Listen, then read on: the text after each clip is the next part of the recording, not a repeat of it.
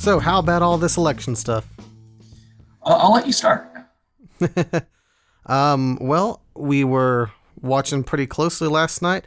Interestingly, Texas seemed almost like it was going to go blue there for a while, even with 61% of the votes in. And so we were kind of biting our fingernails watching that, but then, it didn't turn out in our favor. But Biden will probably still win.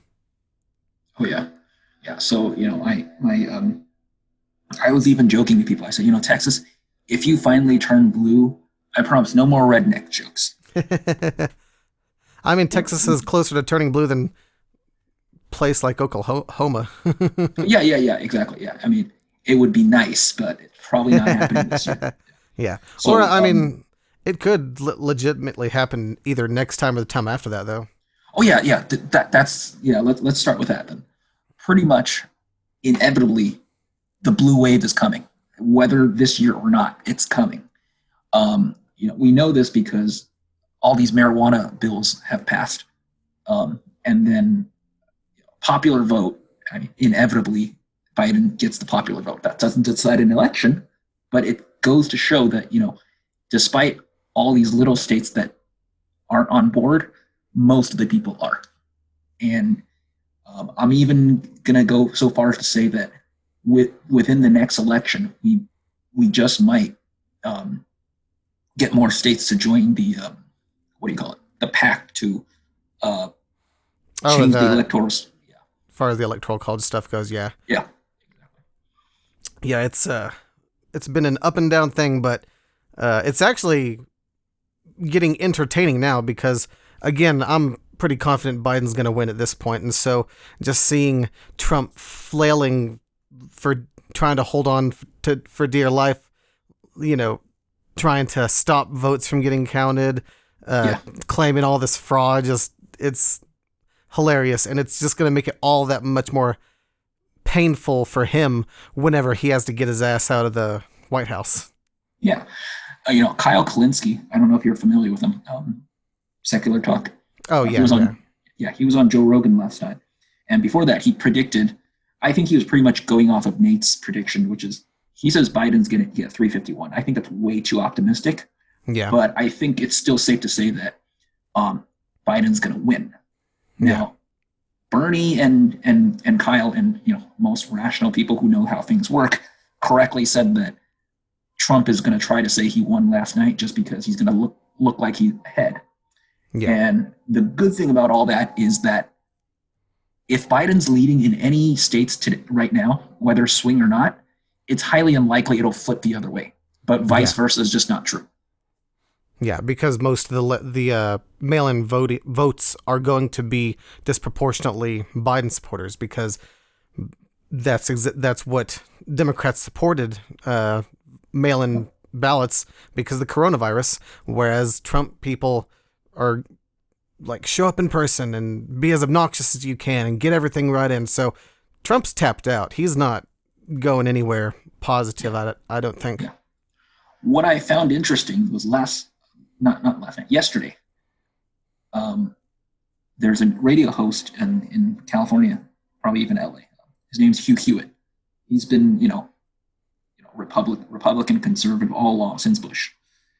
He he posted, and I think it had to come from somewhere, but he and both him and Don Jr. said, please don't give up on voting. We need everybody's vote. If don't listen to the media, make sure you vote. Oh, yeah, I saw that exact I'm thinking, tweet. dude, you're worried just now. I mean, you don't you think that's what we've been telling people all along? Like now, suddenly you're worried about people not voting? Really? Yeah, he posted something to the effect of "No, you know that you have rights. You don't have to get out of line." Blah blah blah blah blah. I'm like the left wing Facebook and social media things have been posting that shit for multiple weeks. So how it's so patently false. Him acting like the mainstream media's saying otherwise. Yeah. The funny thing about it is this is not, what people like to say, advanced projection. You accuse somebody of what you're doing before you do it or Oh before yeah, you're caught. They literally had to copy what we're saying because we've been saying that. Because I'll say this, definitively. We, meaning Democrats, liberals, leftists, are not afraid of everybody voting. Yeah. We're not afraid of anybody voting. I've gone so far to say that, yeah, I mean, this is one thing you and I disagree on. I am pro direct democracy, especially in the United States right now.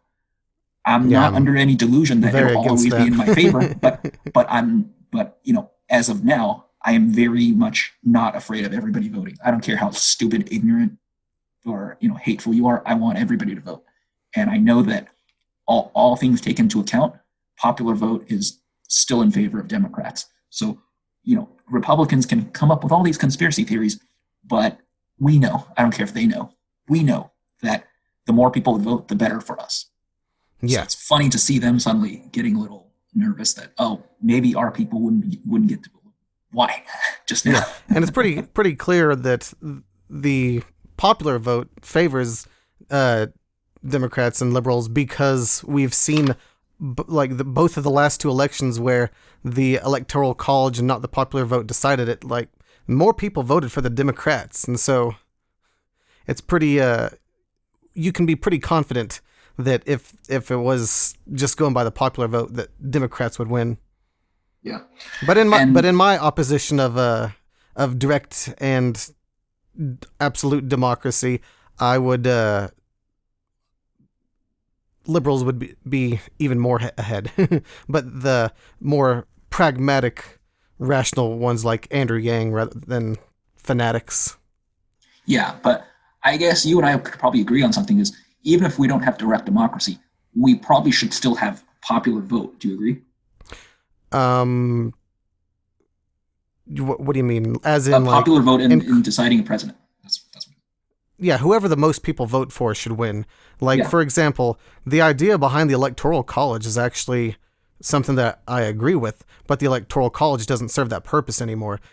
It was supposed to, back in the old days when it was first made, the smartest people basically lived in rural areas because they're usually the richest ones and they have, big plots of land and all that sort of stuff. And so they were trying to give rural votes extra weight because that's tended to be where more educated people were a lot of the time. And today it's flipped on its head. The dumbest people are usually rural voters. And the funny thing is, even Republicans that advocate for keeping it are admitting that. Like, I've heard Republicans literally say, you got to give rural people more votes because they have a very long, convoluted, and subtle way of admitting that either people in rural areas don't get the same information, or they inherently have less power, or maybe in a backhanded way, people in New York City don't understand how our struggles here on the farmland. And I'm thinking, what about vice versa? Yeah. Yeah, you're right. People in New York City and New York don't know what you struggle with in rural areas. But do you? Yeah, it's pretty funny, all their excuses of why they want the electoral college are stupid reasons. Exactly. Like, they haven't read any actual intellectual No, it's simple as literature that. I don't think they. on the tyranny of the majority. All they know is the last two times that the popular vote didn't decide the president, it benefited them, and that alone is the reason why they want to keep the electoral college. Had it been Gore that won in 2000, and had it been Hillary that won in 2016, and it was against the popular vote, they'd be completely singing that different tune. It's not an actual. They're not Yeah, actual. exactly. Yeah, you're right. I don't think they even believe the reasoning that they're saying. Yeah, it's just a talking point to justify what they already want because they think it'll Yeah, benefit them. exactly. Yeah. I'll be honest. I've been either nonpartisan or Republican leaning or libertarian most of my adult life. In 2016, when Trump won, I just kind of shrugged and said, that's how the system works, whatever. I really didn't think that much. But the past 4 years, really, just put it this way, Trump really made people hate him. Now, Yeah. Trump won in 2016 because of Obama, but he'll lose this year because of himself. Well, I don't know if you could say he won because of Obama, because Obama's uh, approval rating had been increasing like the entire election year of 2016. Yeah, but well, maybe to put it more broadly, uh, he won because he was at least selling something new. He was selling something new. People gave him the benefit of doubt because he has no experience. That's his strength. He has no experience in government. So whatever Trump fucked up on in the past 4 years, guess what his fans are saying? Hey, look, well, Joe Biden was in government for 47 years. He didn't do shit. I mean, the whole 4 years, I mean, correct me if I'm wrong, but the whole 4 years, every defense for him was, yeah, but they did it too. Yeah. Yeah. So back to, let's see, what should we talk about first? Well, I was going to say, it's kind of, I still think it's hilarious that they're trying, that their mode of attacking Joe Biden is that he's going to bring socialism, which is just idiocy. He is literally the least socialistic person that was on the Democratic stage, and he was the one that was chosen. Socialism is not even on the table. Yeah, but if you're a Republican and real socialism, but Republicans define everything as socialism. Exactly. Yeah, If I'm up to a Republican, everybody that I don't like is socialist. Yeah, exactly. Yeah. Ooh, or communist if you want to go all the way. Exactly. Yeah. It'll be interesting to see in weeks and months and even the next few years using. I'll have to keep it in my back pocket to tell people they need to stop showing their Biden derangement syndrome. Oh yeah, exactly.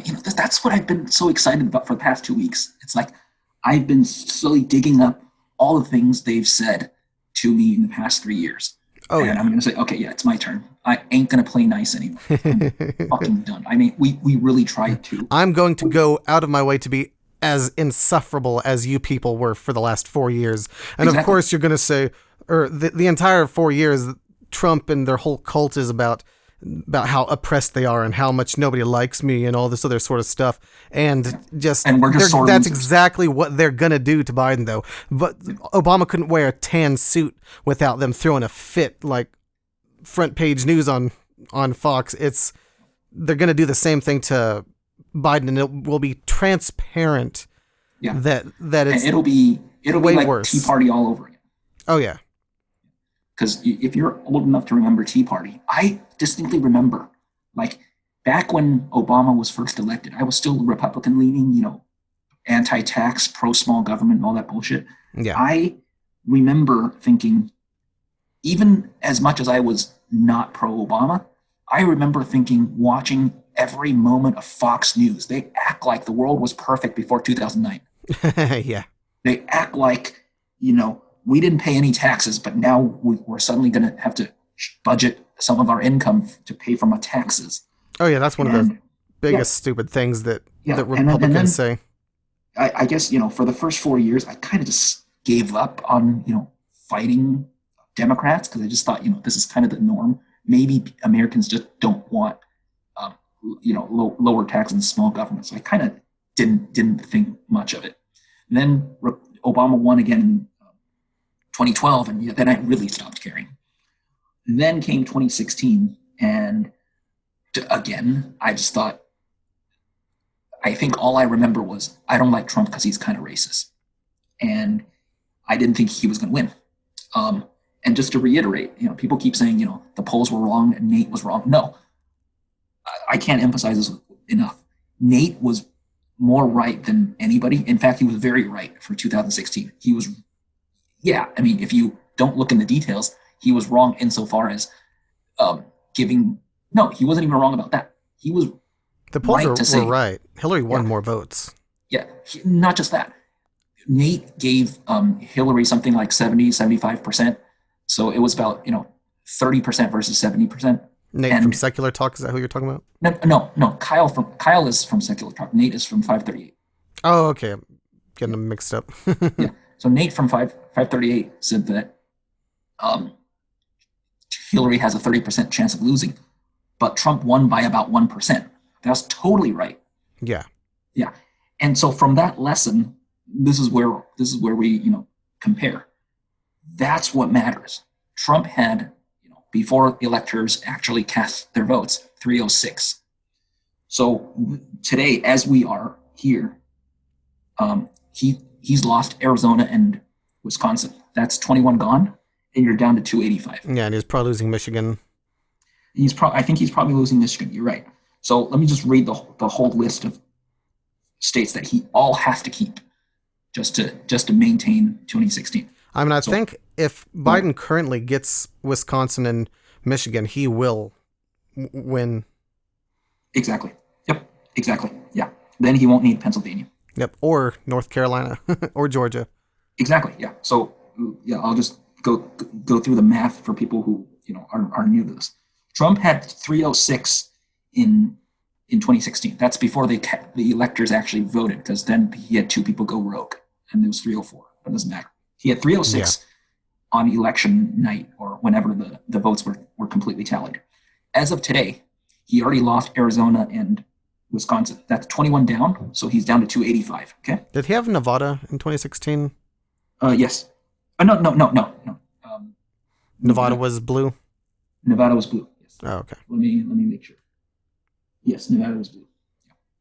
So 285 from there. Now you have these are the list of states: Georgia, Pennsylvania, Texas, Florida, North Carolina, and Michigan.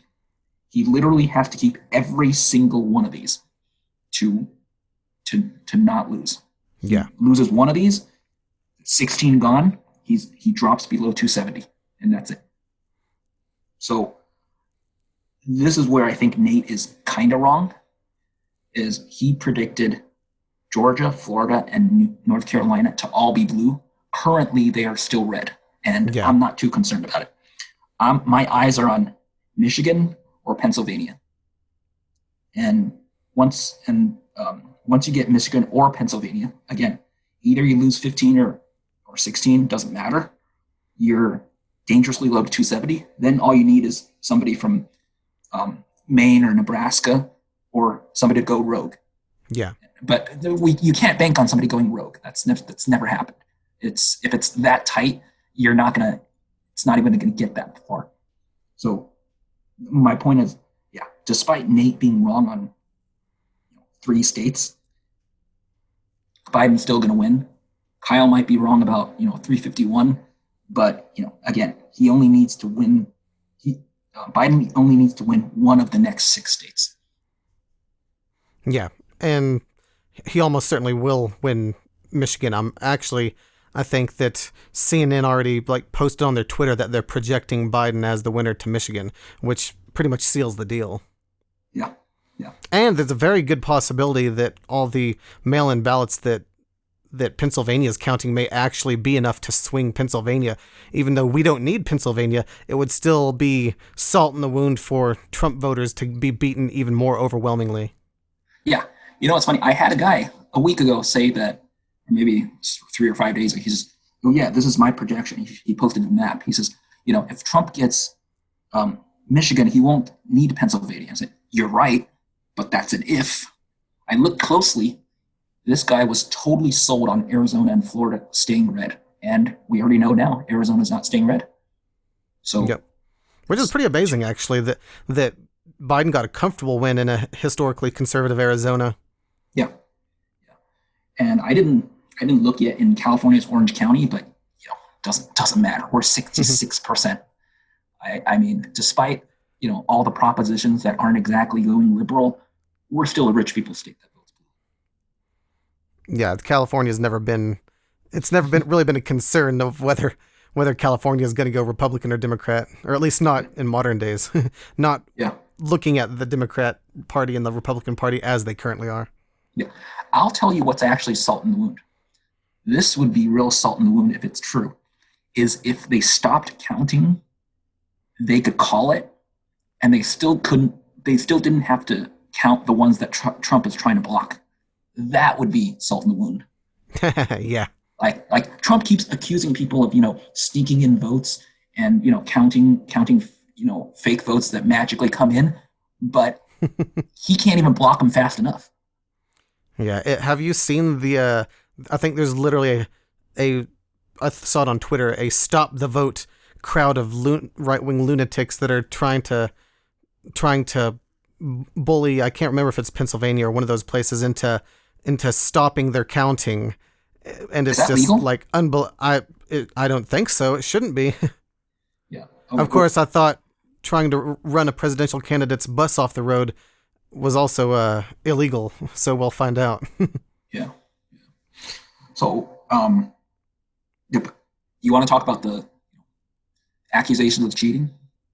Oh, like the darn, what is it? They're like, how did, was it Michigan or Wisconsin? One of them, like, they're like, it jumped vertically, and Biden's the only one that gained from that, and don't you think that's a little fishy? And then it's like transparently there was a typo when whatever precinct it was Oh, wow. reported they left a zero off of the Biden Ouch. votes, and then they Oh, found out wow. about it, and that's why it looked like Biden jumped, just because there was a typo that they detected. There Oh, was okay. a zero left off the end of a very large number. I'll be honest. That's probably as close as I could think of to foul play or human Yeah, error. But yeah, like that is pretty funny. literally the only person that's nearly seen something like that is it was in Trump's favor. It was going to hurt Biden had it not been found out. Yeah. So people keep saying, yeah, people keep saying how mail-in voting is prone to fraud. And I think when you think about fraud, you have to think about the ways an election can be faked. So first, voters, and second, the counters. So for voters, mail-in voting is probably the hardest to cheat because at least today, at least where I live, you have to be verified for your signature. So that means, Mm-hmm. quite honestly, as much as many people might not like to hear this, but verifying your signature is even stricter than, maybe not stricter than voter ID laws, but it basically isn't existent in states that don't have voter ID laws. Yeah, So, mail-in, the fact that you have to mail in and they have to human verify your signature, that alone makes it virtually impossible on the voter level to cheat, especially on scale.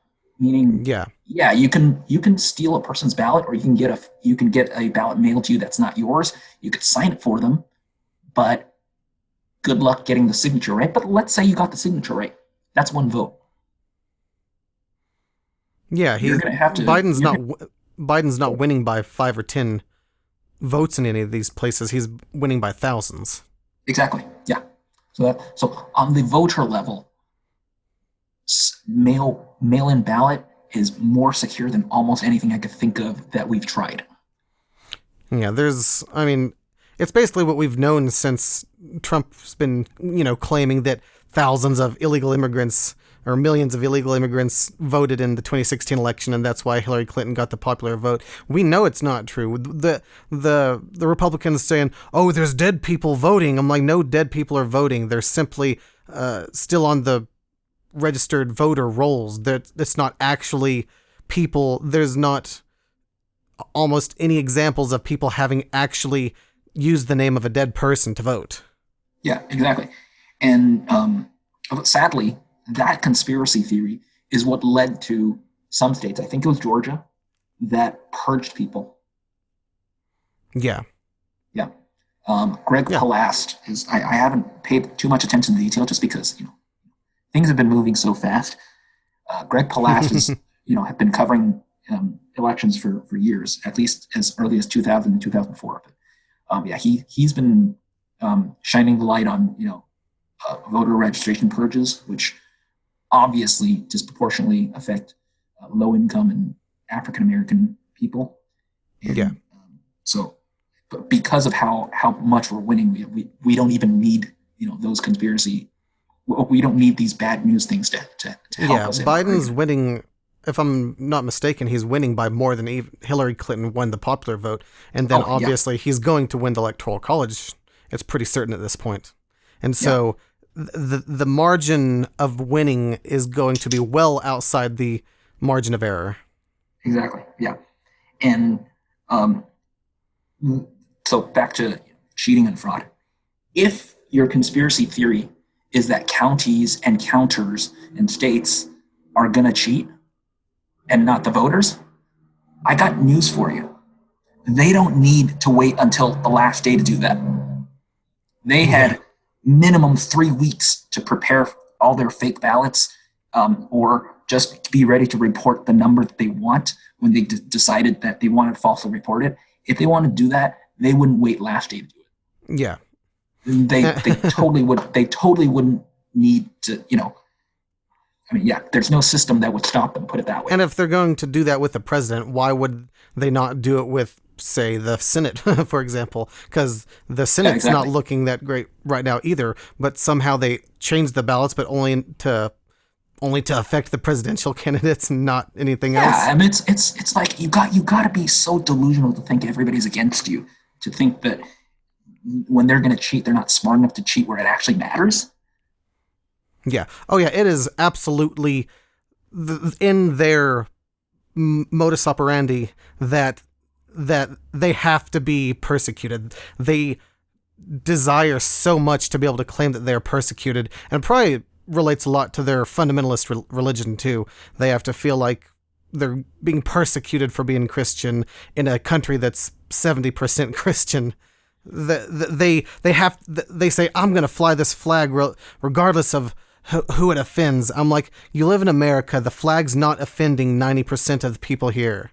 Like, you're creating these scenarios where you think that you're standing up to some indefatigable persecutor, and it's just a joke. You're not being persecuted for being Christian in a vastly majority Christian nation. You're not being persecuted because you're white in a super white country. All these perceived examples of you supposedly being persecuted are make-believe, and it's literally their culture is all about pretending to be persecuted.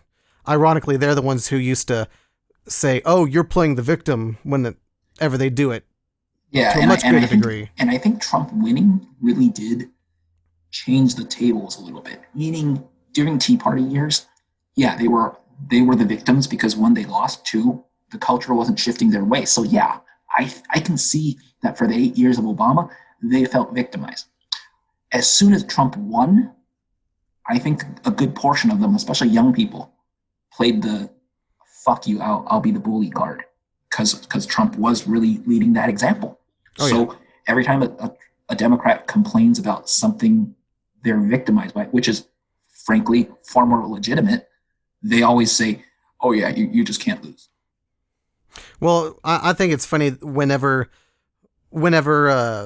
you talk with one and you tell them how insufferable it is to have Trump as a president, then they're like, well, we suffered for 8 years of Obama. I'm like, what do you mean you suffered? You didn't suffer anything. Your taxes didn't go up. He didn't bring socialism. You got health care. The percentage of uninsured Americans went down, but that's about it. And it should have gone even further than that. Like, they weren't suffering under Obama, at least not from anything that he actually did that is legit causing them to suffer. Their suffering was completely self-inflicted by the fact that they just can't stand people. They can't stand someone of the other tribe being in power.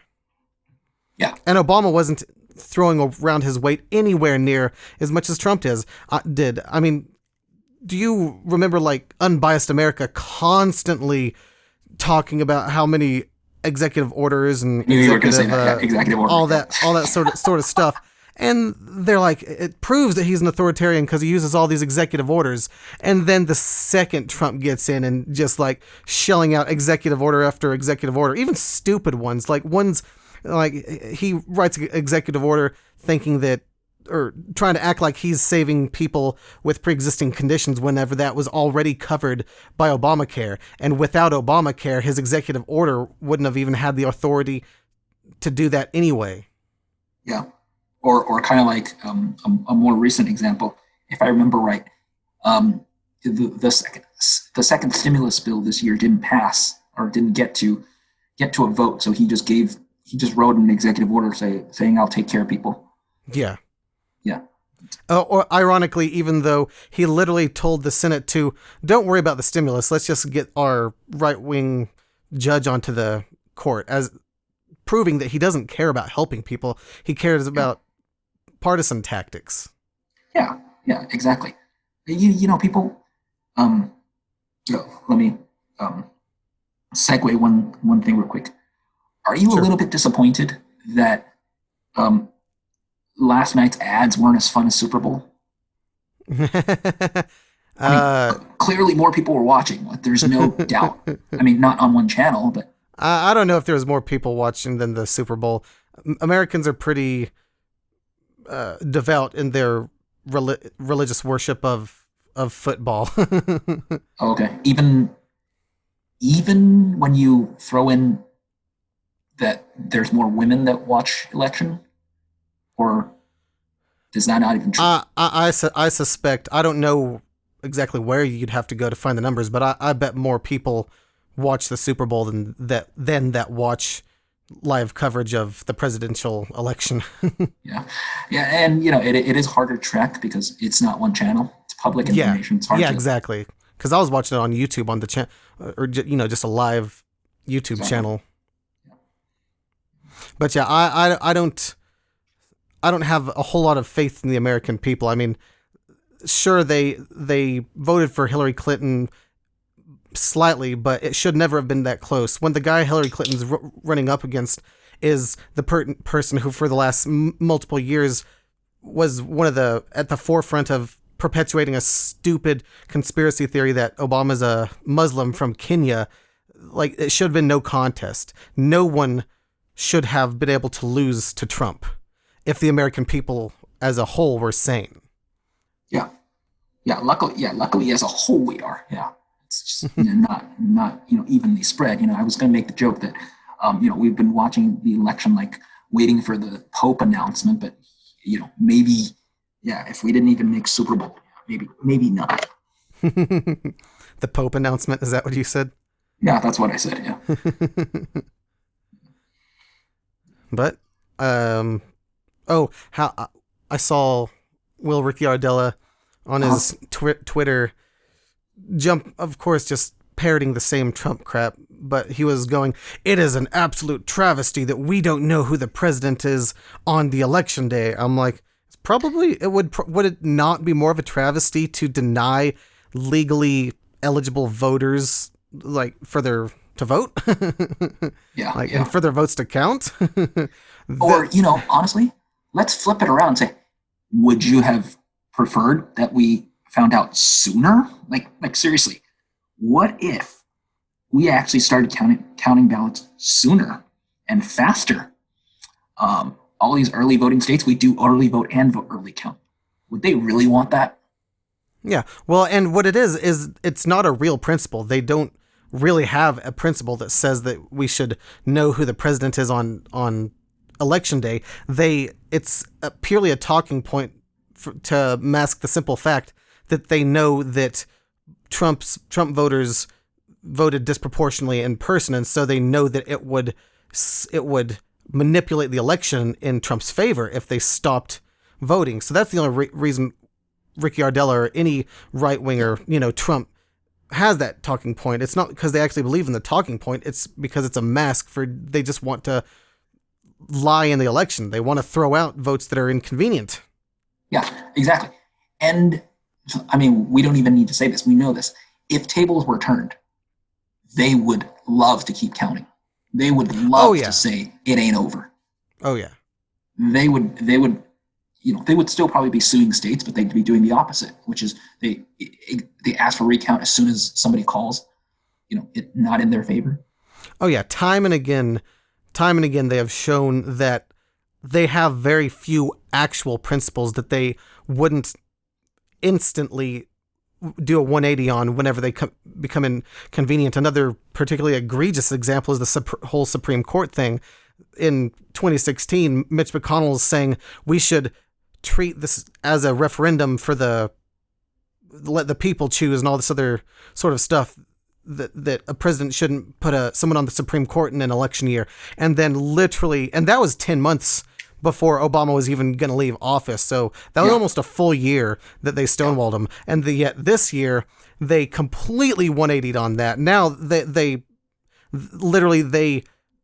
prioritized that over giving us a stimulus in the middle of a pandemic. They wanted to send their candidate through in a matter of 3 weeks before the election. Yeah. It's just absurd. Yeah. That's another thing. Like, this pandemic has, in addition to undermining Trump, it really brought out the victims. I mean, I know you pay more attention than I do. You notice more than I do. But I really felt like for 3 years, Trump people were not so much playing victims. They were mocking Democrats for losing. So every time we say something, they'll say, "How you just can't lose." But when it came to the pandemic, that's when they were complaining, "Hey, these unelected people have too much power." And I'm saying, wait, you're the one that keeps telling, well, this is not a democracy. Oh, yeah. They're complaining about supposed unelective officials, as in the Supreme Court, whenever gay marriage was legalized, and yet one of their main talking points of why Trump needs to get the Senate or the Supreme Court nominee through is because they're like, we need conservative justices that are going to vote in our favor. They don't have a problem with activist judges. They just don't like activist judges that are not conservative. You are so right. I literally asked my teacher this when I was in college. I said, "Is activist judges a conservative term?" Because I've never heard a Democrat complain about activist judges. Yeah. Like, is this just invented by them? And or are they the only ones that complain? Or are we living in an era where, the tide is just shifting more leftist, so that's why they're the only ones complaining? Yeah, and I think, at least for most of, I would say that the Supreme Court had been fairly split, and that, well, even then, I don't know, because Citizens United was not favorable for liberals. But all the way back then, I'm not sure if I was in my early 20s, I think, or something like that. But I don't remember specifically how liberals were reacting to it, whether they were saying they don't like these activist judges or whatnot. I mean, we know. I can tell you. That I can tell you. Yeah, I think, first of all, bad news. Most liberals and Democrats, most Americans for the matter, but specifically most liberals and Democrats don't even know what Citizens United is. It's number one. Yeah. Two, the ones that, regardless of whether you know what it is, you disagree and you dislike it, fine. Nobody's complained that it's judicial activism with judicial tyranny. They flat out say it's wrong because of corporate interests. It's wrong because it's wrong. It's not wrong because of how it got there. It's wrong because it's morally wrong. It shouldn't be that way.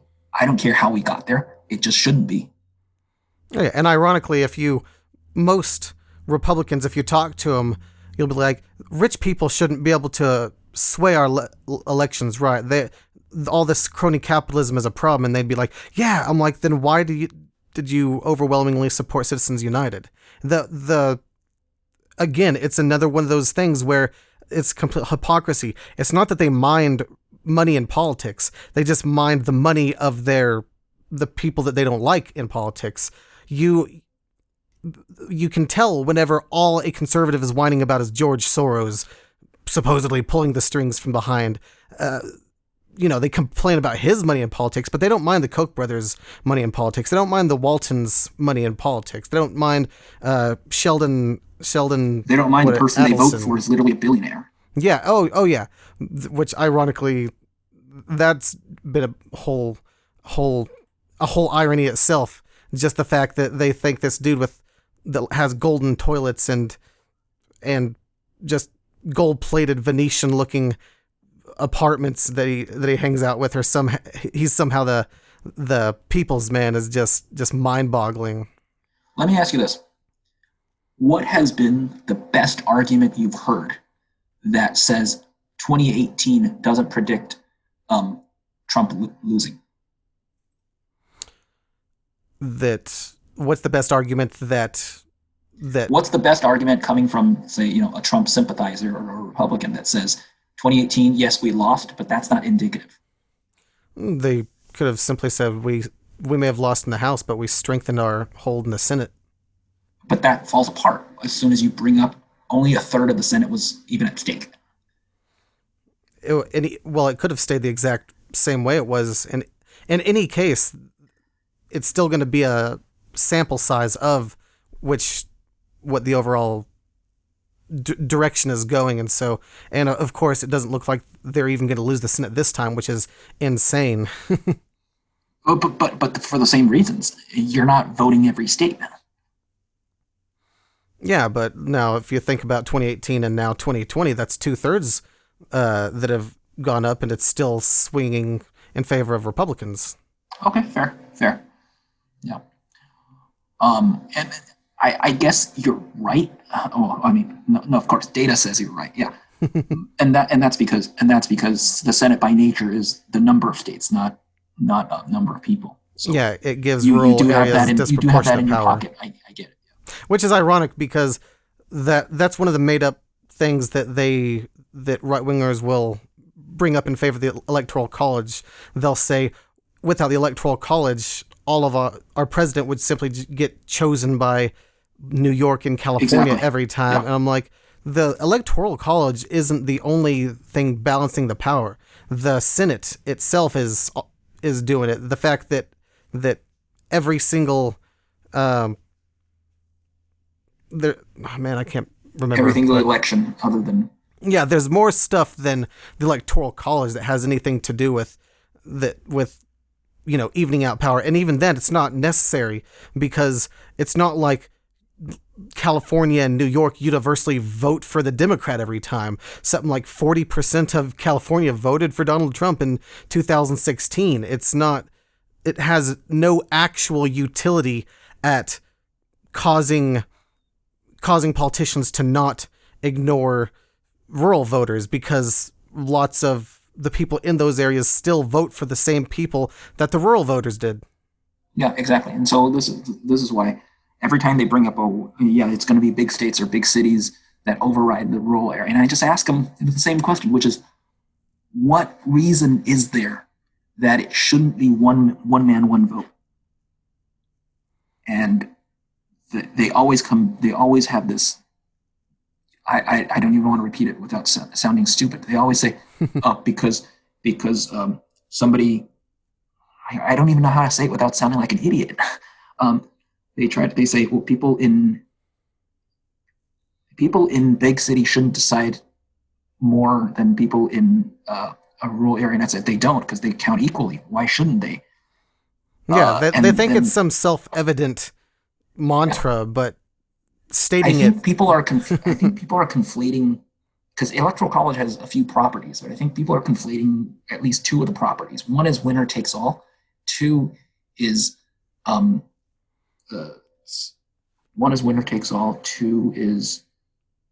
disproportionately.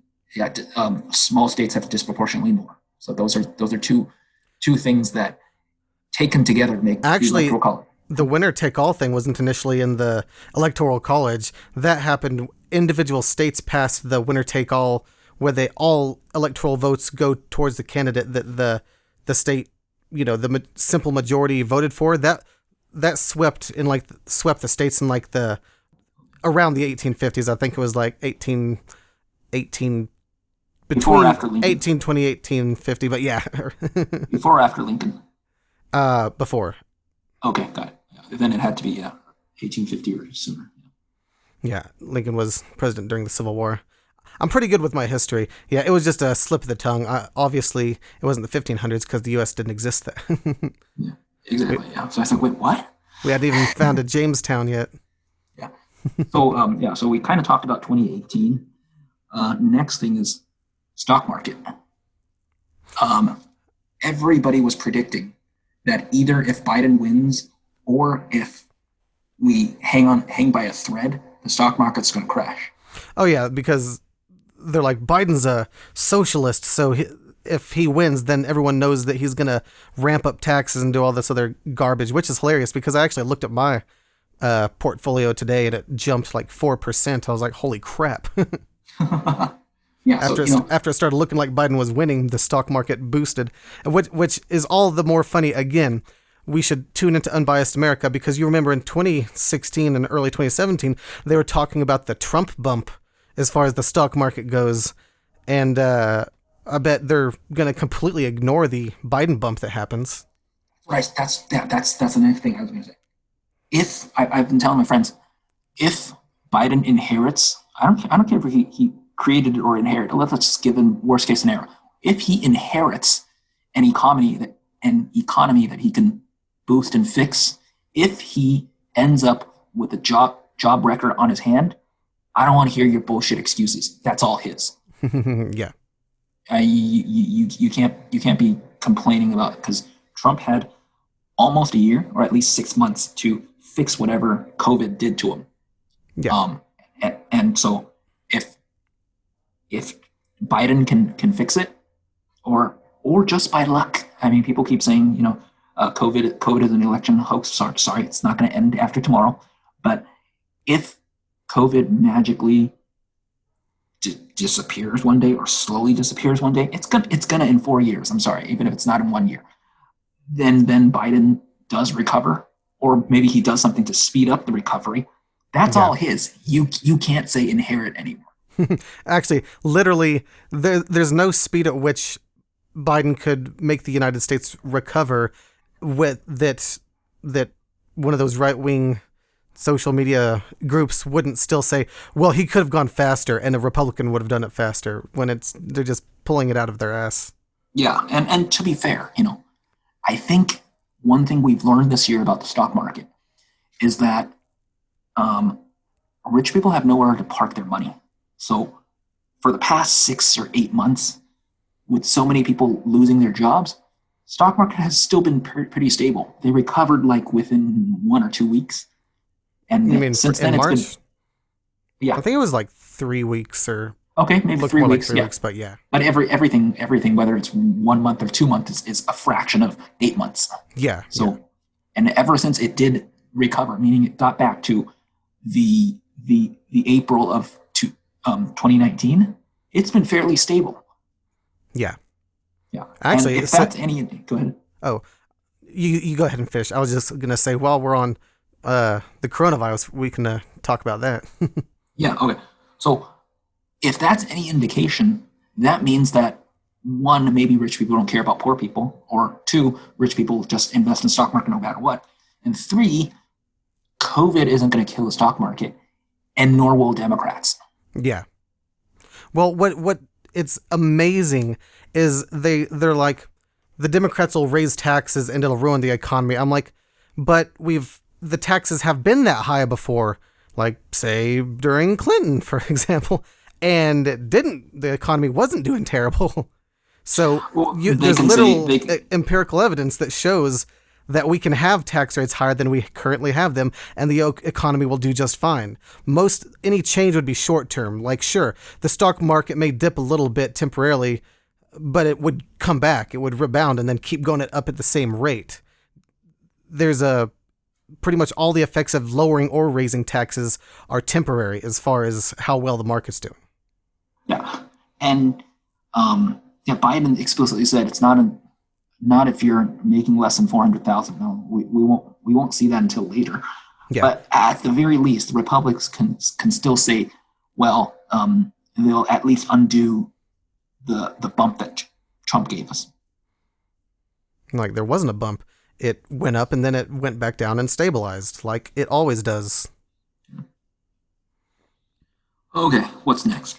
Oh, I was going to say, so with the coronavirus, because the Republicans repeatedly say that shutting down is what supposedly crashed the economy or whatever. No, people feeling unsafe and not going out, whether or not the government was telling them to or not, was what crashed the economy.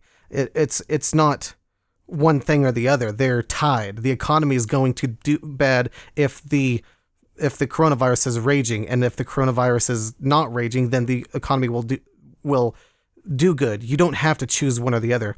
And then, so one of the things that they say is that Trump had no idea that, or they'll say a Democrat wouldn't have handled the coronavirus any better. They would have done the exact same stuff. And I'm like, Trump could have done one thing and it would have made a huge impact. He could have worn a mask the second the CDC recommended it and instruct his people to wear masks. That alone would have slowed down the pandemic because every one of his voters would have done what he said and took it like gospel. Yeah. And the funny thing is, if he had done that, I hate to make these what ifs, but if he had done that, not only do I not think Democrats would, just oppose them just to oppose them, because again, it's with the CDC. That's number one. Yeah. Two, if everybody was on board to wear a mask, I hate saying this, but if every state and most people, like 80, 90% of people were wearing masks at the tune of Taiwan and Japan, then maybe our governors would feel more safe letting people in and out and opening businesses. Yeah, exactly. No, that's absolutely would have been the case. If we would have had mask wearing on a large scale, along with hand sanitizing and all that sort of thing, it's likely we would not have had to shut down, at least not seriously for the majority of the country. Super dense places like New York likely would have still faced restrictions, but probably not anywhere near to the excess that they eventually had to, because their hospitals were overflowing. It was like, it's just mind-boggling that you can empirically see their hospitals getting overwhelmed and then right-wingers saying that this pandemic's no big deal. Yeah, exactly. I want to go right back to the election for one more sentence. Sure. The hypocrisy of Trump here, or Republicans in general, is that they insist the presidential election isn't one election, it's 50. But then they won't respect the rules of every state when they're trying to do their thing. Yeah. Oh yeah. Yeah, they're like I said, there's brigades of people trying to demand that these individual states stop counting. Yeah. Well, I mean, actually, that reminds me of a point that I made about the Civil War, about the mythologized Old South that libertarians think of, that the Old South was this liberty-loving, small government. I mean, for one thing, it's just ironic that they're so nostalgic over the Old South as a beacon of liberty, despite they literally held other human beings as property. So that's kind of funny. But anyway, my point is that another example of the hypocrisy is that those states were only for states' rights whenever it was convenient. But literally, the guy that all the South voted for, Breckinridge, he wanted a national slave code. He didn't want it to be left up to states' rights. Stephen Douglas, the other Democrat that was running against that Democrat, was for leaving it up to the states. No, the South unanimously voted for the guy who wanted the federal government to come in and force everyone to allow slavery. So they weren't force everyone to allow. You scared me. I thought he was going to force everybody to have one. Like, what? Oh no, force them to allow it. Like no state. If he got his way, or if the South got their way, none of the northern states would be allowed to stop people from bringing their slaves into the state and keeping them and staying there. So, speaking of that, with all these, pro-marijuana legislations going on, I gotta remind our Republican friends, hey, we're trying to reduce government. Just saying. Yeah, yeah, exactly. Well, again, the Republicans they don't care about small government. They want a huge, massive military. They don't mind deficit spending. Literally, the budget is bloated every bit as much under Trump as it did during Obama. I don't even know how any Republican could even hold the facade of pretending like they are for smaller federal government or more responsible spending. Because first off, I agree we could improve our spending. We could probably shave fat off in a lot of areas, but you should do the shaving the fat first and then lower the income, not lowering, like what they do is they just cut taxes, but they don't actually reduce spending. I'm sure that's what they accuse pretty clearly us of. Oh When yeah. we're talking about borders and immigrants. I mean, I'm sure they'll say, hey, you need to cut the welfare state before you let immigrants in. Ironically,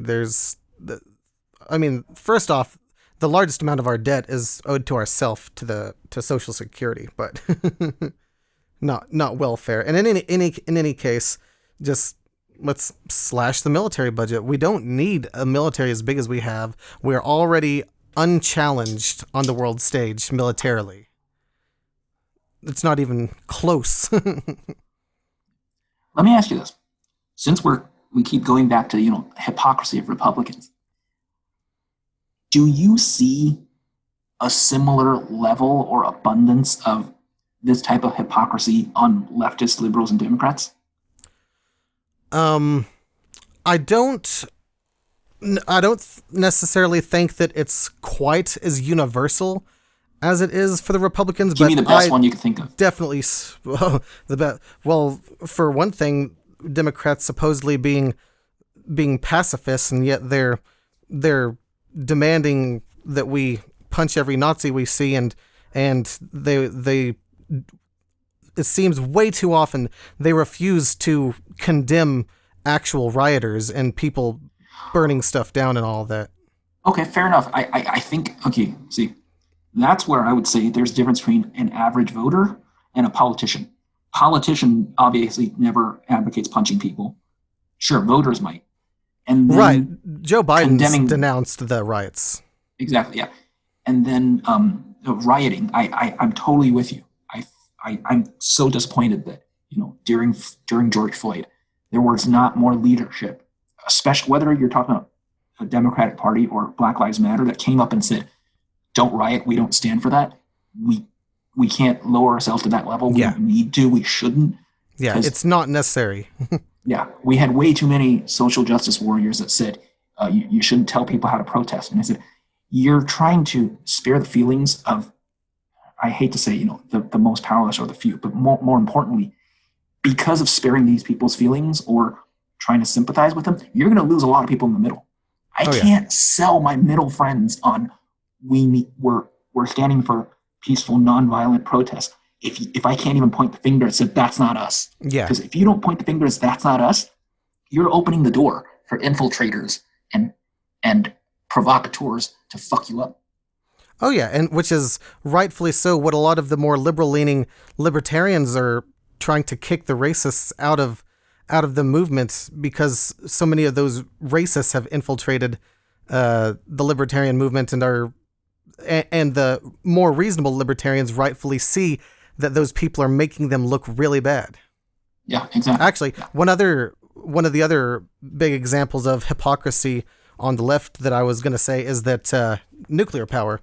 The left says they always trust the science. They act like they are the party of science. Or again, I'm not necessarily talking about all of them, but on too many. And yet they will deny every, like you've seen. I've written thoroughly and researched thoroughly on the nuclear energy topic, and I have encountered so many people on the left who are frothing at the mouth and are using the exact same fallacies that right-wingers justify denying climate change with, and they're using the similar tactics to deny the safety and utility of nuclear power. And so that's another topic where the left is very often terribly hypocritical. Okay, yeah. Yeah, even that's not as bad, and I'll even give you this, that as much as that's a hypocrisy, that is very much a consistent one. Like, it's basically become either party line or the trend. Like, you can expect most liberals do oppose nuclear power despite being pro-green and all that. That's not something that seems to flip every election. Yeah, it may be the wrong position to hold, but at least they don't flip it whenever it's convenient or inconvenient or anything else like that. I just think it's funny that they take climate change seriously, but also want to explicitly forbid us from using the best option we have of getting off of fossil fuels the most quickly. Which is one of the reasons why until we have mostly nuclear energy, until nuclear power is the most prominent source of our electricity in America, I'm not for electric cars because it's just it's still the energy is coming from fossil fuels. Oh yeah, you don't need to worry about that, but because electric cars aren't going to be affordable anytime soon. I don't know. They seem to be. I've noticeably in about the last year, I've seen a lot more Teslas and a lot more like mainstream car manufacturers that are putting out models of electric cars. Like even Chevy just put one out not that long ago. I can't remember the name of it, but I don't know if you watch computer stuff, but Linus Tech Tips on oh yeah, I love that on YouTube. One of the that guy's so big that if you that guy's so big that if you didn't watch any YouTube videos and you opened up a fresh browser or turn on a new computer, that's one of the first people they recommend. Well, that's good to hear. I'm glad he's doing well. But one of the episodes showed, or he was showing his electric car and how much he liked it, and it was I think it was a Chevy Volt, maybe. Mm-hmm. But in any case, I actually think electric cars are becoming very popular very quickly, which again would be great if our electricity wasn't still primarily coming from fossil fuels, and it just it's okay, fair enough. Mind-boggling. Let me ask you this: what do you think happened between impeachment and now? As far as what? Why did Trump still have a increased approval rating when impeachment failed, but then from that point on he went from looking like he was still winning to losing? Well, as far as his approval rating goes, like you can look at the 538 aggregate, and his approval ratings, it's wavered a little bit, but it's pretty much been roughly 43%. Like no matter what, he never got, even within like a week, I think it was after the inauguration was when his approval rating dipped below 50% and never returned. So I don't think Trump is actually much less popular than he was before. I think there was just a lot of. I think there was just a lot of sane people sitting the 2016 election out. I see. So I guess what you're saying is maybe I misunderstood you. I think shortly after impeachment, I remember you saying something like, "An impeachment backfired because he's more popular than ever. He might still win," but nobody's been saying that since at least April. But okay, maybe not April, but definitely not since June. I mean, I don't necessarily know whether it had any lasting effects, but it certainly didn't work against him. Like I said, I don't think the impeachment has anything to do with why he's losing this time. I think that, like I said, more Americans turned out to vote, and half of it's probably just chance. That's what the Electoral College does. Is it getting enough votes isn't what counts. Getting them in the right places is what counts. And it seems like that's oftentimes just up to chance. And because of how short-sighted and narrow-minded most Americans are, they probably weren't thinking of anything. Most of the people that swayed the election in favor of Joe Biden, they probably weren't thinking of anything that happened before the last 2 weeks. Like, otherwise, they'd stop electing stupid people. But in any case, there's a good amount of scholarly empirical research showing that people are just extremely short-sighted. So let me ask you this. It's very easy to say today Biden's winning, but at what point in time were you comfortable saying Trump was losing? Where are the last couple hours? Really? I mean, I woke up this morning. You're saying a month ago you still weren't sure? No, well, I recognized that the best evidence suggests that Biden will win, but that was also still, it's within the margin of error. And so let me be more broad. I thought, at what point did you think it was more than 50-50? probably this morning when I woke up, and I didn't wake up to the same nightmare that I did in 2016. I went to sleep thinking that, or while Hillary Clinton was awake or ahead, and then I woke up to her completely having basically lost the election. So you're saying, I woke up this morning and Biden was ahead more than he was so last you're saying night. a week ago you still thought this was about 50-50.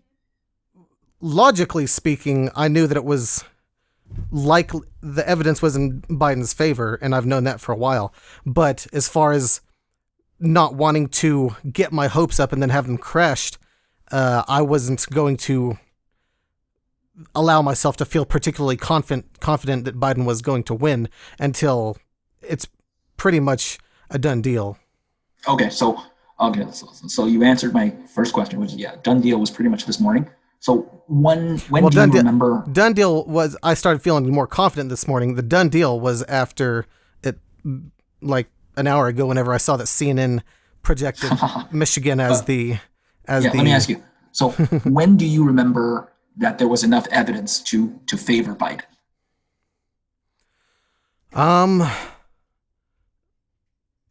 mean, I pretty much assumed, or not assumed, just looking at the approval ratings, the polls have showed him up pretty much the entire time that Biden has been the candidate running against Donald Trump. So the evidence has shown that he's the likely winner the entire time. So since you're saying since January or since March, or I can't remember exactly when basically after Biden declared victory in the primaries. Okay, got it. So right after the convention. Yeah. Oh wait, so but the convention was after June, wasn't it? Yeah, I think that. Oh, okay. I think it was pretty clear that he was going to win. He was going to win well before that, but he didn't actually declare victory until a good amount later. Okay, yeah, that's where we differ. So for me, I'll admit I was naive enough to believe that impeachment, even if it failed, was gonna hurt his chances, just to show people, just because it was bad PR. Mm-hmm. So I admit I was wrong. I was or am wrong about that. Or that was in February. Yeah, he didn't take any big hit in the polls after that. Okay. He stayed at his usual low 40-ish%. Yeah. Then came March and COVID hit. And that's when I said he is fucked. And I thought at that point, okay, the infection rate or the job market is just going to get so bad that people are going to hate him. I thought it was going to be I thought the disease was just going to come and go and be gone by, say, July, but then the damage would all be done. And Trump could claim victory. Yeah, but I still thought that wasn't enough. That I just thought even if the economy took a dip for 1 month, that would be enough to fuck him over.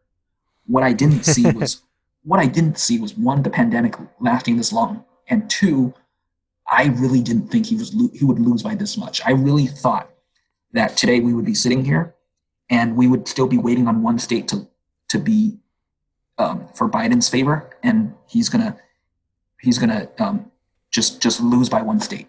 Yeah, I pay pretty close attention to his approval rating, and he actually got a temporary boost in approval after the pandemic hit, which is mind-boggling. Yeah, but this is something that a lot of people disagree with me on. This is something I've been waiting to tell you today, or maybe you've heard me say it.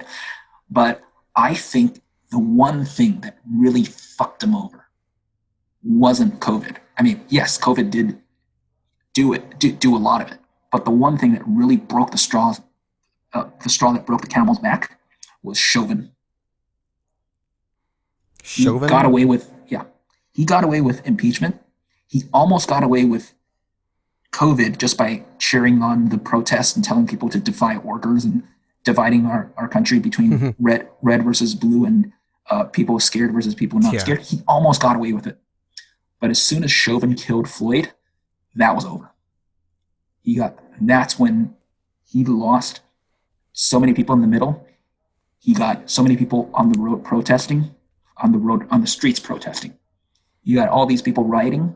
And from that point, we now change the discourse on policing forever. We go ahead. Oh, I was gonna say, as far as helping or hurting Trump, I don't think the killing of George Floyd and the way Trump reacted to it hurt him at all. I think the same people that always liked him continued, and actually the fact that some people started rioting and burning stuff down, and then the dumbest slogan that I've ever heard, well, one of the dumbest slogans, abolish the Defund the police. police. I think all that stuff, as far as net effect, likely helped Trump more than it hurt him. And so Okay. we'd probably, I'm guessing, if we continued to just, if we would have just seen protests without violence and without stupid slogans like abolish the police, I think that the net effect would have been positive. I mean, negative towards Trump, and I think that it's quite possible we would have seen Biden win by more of a landslide than we did. Okay, fair enough. So at least we agree that um, it started. I mean, as soon as Floyd was killed, that chain of events could have hurt Trump, but because certain bumps on the road, such as riots and violence, that Yeah, might have but backfired. because of the extremists, how the extremists on the left responded to it, basically giving him more fodder and letting basically older moderate people who were leaning towards Biden, gave them it gave Trump fodder to tell those people, look, Biden or the left, we can't let the left get control because they're showing that they're fine with riots. Yeah, yeah, I agree. Yeah, I do agree that the fact that Democrats were not harder on the rioters did hurt them ultimately. And but what I was getting at earlier was the fact that Floyd was killed changed two things forever that I couldn't have imagined a year ago. One was, yeah, defund the police, as absurd as it may sound to an average person. It's actually being brought up. It is now, Black Lives Matter is now more of a household name than it ever was. It's now, on the tip of everybody's tongue, whether you like it or not. Defund the police, even if it's not going to be popular, everybody's heard it now. And three, this is something I couldn't imagine 4 years ago, which is the whole idea of, Confederates were the good guys or they were against slavery. That's dead. A year ago, we couldn't be talking about we got to remove the statues. Now that's official. Now that's become the popular opinion. Well, I'm not sure. I mean, I think it was always, or it's been the majority opinion that the South was the bad guys in the Civil War, but I wish it was by a much larger margin, and I don't feel like it's probably swayed in the correct direction more recently, but I still think that the Civil War, the Old South sympathizers are still extremely numerous. They're still extremely numerous, but they lost the middle people. And more importantly, 3 years ago, like literally, yeah, 3 years ago, Charlottesville was a protest over that. That was when you still had politicians that were sitting on the fence. That's gone now. Nobody Yeah. nobody now in office publicly says we should preserve statues. Yeah. Well, that we should leave them in places of veneration. I don't think we should tear them down. I think we should put them in museums because they're still Yeah, exactly. artifacts. But Yeah, I get that. because that's another thing that pisses me off that the left does is just trying to tear every statue down, even ones that this whole, because again, I'm a fan of reading history books, and so this strange obsession a lot of people on the left have for trying to cancel every single historical person and to look at these historical people out without taking into consideration the context surrounding it. It just is also, it's also very irritating to me. No, you're right, and I think maybe this was the wrong way I phrased the question. Maybe it's not so much how Trump lost, but how just focus on this conversation. The conversation about the South and Confederate statues, that's changed and gone forever. And you can blame it on Democrats not being better at managing chaos. You could blame it on the leftists being too strong on canceling and violence. But it all started with Chauvin. Without Chauvin, without Floyd dying during a pandemic, we would it was all still be in the background. But now the debate's over. Yeah. How do you? So what do you think of the Breonna Taylor case? Because me looking at it, it's definitely an example of how no-knock warrants should be illegal, and the war on drugs should also not exist. Absolutely. And that Absolutely. should change. But I don't see that as an example of racist cops, because the cops. That's the thing. They don't need to be. That's the problem. They don't need to be racist to have the same effects as racism. That's what systemic means. Well, then why protest and demand that the cops be arrested if we're recognizing that it's not their racism, but it's the law that they were obligated to do by duty? Okay. That's a fair question. You phrase that as in, why arrest somebody who was allegedly just following the rules? As far as the cops go, my point is that they're demanding those cops be arrested, and the idea behind it is that those cops are racist, and that's why they killed Breonna Taylor, whenever that's likely not the case. Breonna Taylor was killed because a stupid law has... No, totally. No, I think people recognize, and I think if you really sat somebody down and asked them, they would admit that, and that's assuming you gave them the facts. But this is the point. We don't need the cops to be racist to have the anger that we have for them. And people who are bringing up Breonna Taylor, they are maybe not explicitly, but I think they know in context, if you really ask them, that this is not a isolated incident. This is a pattern of how our system keeps disproportionately affecting Black people, even if the cops were supposedly just following the law. You can't keep writing this off as a few bad apples or an accident or they were not racist, because that's not good enough. Yeah. Well, the overarching thing that I would say is that, yes, the laws that are in place are absolutely disproportionately hurting the Black community, and that if they were abolished, like the war on drugs and no-knock warrants, that would solve, like, to me, 60% of the problem that the Black community is facing. But I don't think that in general the trend is that these Black people are being killed because of racist cops. Exactly. The laws are the problem. Yes, and that's what I keep saying. That's what systemic racism means. It means individual people do not need to be racist to get the same results as racism. Yeah, but in most of the times that I've seen people on the left, I'm obviously on the left myself, but people on the more feel like they're revolutionaries or whatever, whenever they refer to it, they almost always refer to it as racist cops and systemic racism. Or they'll say Breonna Taylor would be alive if she was white, when that's stupid. That's not the case. Anyone that was in that apartment would have likely got shot, regardless of their color.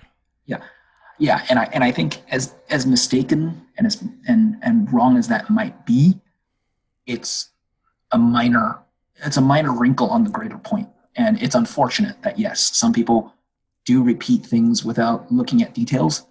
But I do believe, not to excuse them, but I understand and I do believe that for the most part, people repeat these and maybe over dramatize and exaggerate it because they understand it works. It gets your attention. It gets you to support the cause. It's ultimately the right idea.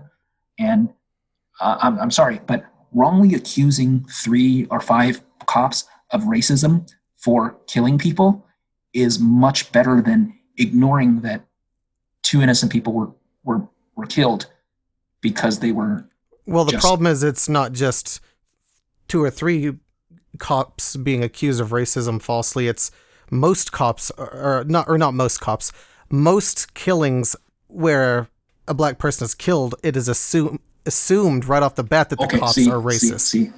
Because that's where many you can't take Breonna Taylor and say, well, this wasn't racism, and then say, well, then you can't assume most are. Maybe most are, and Breonna's the isolated incident that she's not a victim of racism. again, I don't know if you've read the article that I wrote, but I genuinely looking into it in good faith. I went through all the data that I could find, including scholarly sources and whatnot, and there doesn't seem to be any trend overall that cops are just they're killing black people because of racism. Okay, yeah, and I think now, yeah, I get your point, and I'll take that as, for true for sake of this argument. But that now we're talking about two different things. One is, was Breonna Taylor specifically, targeted or specifically a victim of racism? You can say no. Now, are most black people killed by cops victim of racism? Probably not. But when people bring this up, they want you to know that, one, it's systemic, so the cops don't need to be racist, and two, just another way of saying it, cops don't need to be racist. We shouldn't have to wait till cops actually are racist. We do need to be more aware of the systemic problem, and that goes next into the next point, which I know irritates you, which is, this is why people bring up the overarching, more extreme position of defunding or abolishing the police, because they understand that there is no police violence without police. That's utopian, maybe absurd, but it's a fact tautologically. Well, and of course, but you've already agreed with me that the problem is not the cops, that it's the laws. So why would we just say we need to get rid of cops rather than changing the law? Especially because empirically some speaking, people are. Isn't that exactly what defund police means? Wait, what are you saying it means? Well, I know what the left libertarians that I've heard talk about it the most mean by it, but what do you mean? Okay. Yeah, okay. It may not matter what I mean, but to an average person who doesn't understand or doesn't care, if he hears defund the police, doesn't he think you mean get rid of all police or most police? Yeah, okay, that's the problem with the slogan is because if you really want to advocate something, the slogan should be fairly self-evident. It shouldn't be something you have to go in and read a bunch of esoteric anarchist circle literature before you actually understand what people are talking about. I agree. But didn't you just ask if the problem is systemic and the problem is with all cops altogether? Shouldn't we address the problem with police and not racism? The problem isn't we've already discussed that the problem isn't the cops, the problem is the laws. Yeah. So getting rid of cops isn't going to change the law. And empirically speaking, we need more cops, not fewer cops. We just need them to be not armed with firearms, and they need to be better trained, which would entail funding them better. Okay, fair enough. Yeah, I think I could agree that we need to fund them better, or we need to fund the right people, and they don't need to all be arms. Although I think it's very hard for an average person to imagine what a cop looks and feels like without a firearm. Well, that's why I'm talking about increasing the number of cops while reducing the amount that are allowed to carry a firearm. Because whenever there's more cops, they'll feel less threatened in threatening situations that anyone would otherwise feel threatened in. Because they have backup. That didn't stop Wallace from getting shot. And like, I'm talking about trends. I'm not talking about individual. Okay, fair. Yeah. Individual instances. I hope I can at least answer your question, which is, yes, when you say it's systemic, you are saying that individual people don't need to be racist. That's number one. Two, if you believed that the system, whether it's police specifically or the drug war or no-knock warrants, then yes, you take it up with the system and address the root cause if you think you could find one. No Black Lives Matter person or no defund the police person disagrees that we should get rid of no-knock warrants. Not a single one of them Right, of disagrees. course. Nobody disagrees on ending the drug war. Everybody agrees we should end the drug war. So you don't need to go so extreme to say we need to get rid of the police. But if you did, I think that would satisfy a lot of people. If you got rid of the police? Oh, you mean say it? You mean for rhetorical purpose? Or no, even in actuality. Yeah, I don't think people will be satisfied after the theoretically, crime rate it'll never goes happen. through. It'll never happen. Yeah, after the crime rate goes through the roof, I don't think they'll be. It's kind of like doing the same thing, but in the opposite. It's like a demagogic statement that for example, the politicians used tough on crime as a demagogic, emotional inducing statement because it means basically you're telling people the crime rate is up and being harsher to people is going to fix it. And so it's kind of going in the opposite direction. Cops are crime or black murders are up and you've got to get rid of cops to fix it, which is ironically, unarmed black cops killed by, or unarmed black people killed by cops is probably like close to a 20-year low, but my point is that one of the examples that I always compare stuff to is for like climate change. I accept climate change fully, but I'm not going to give a rubber stamp to people who want to exaggerate past what the evidence actually says, even if they think that at least it'll get people talking about it. I just don't, I'm not interested in that. I want to be as accurate as possible no matter what. I'm not interested in rhetorical value. Fair enough, yeah. So anyway. Yeah, that's all I think I have today.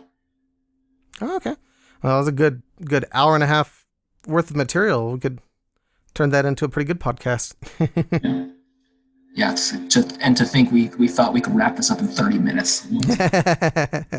Yeah, and actually, because my room's getting real hot. I think it's the computer's heating the place up. Since I have a monster for a computer. But yeah.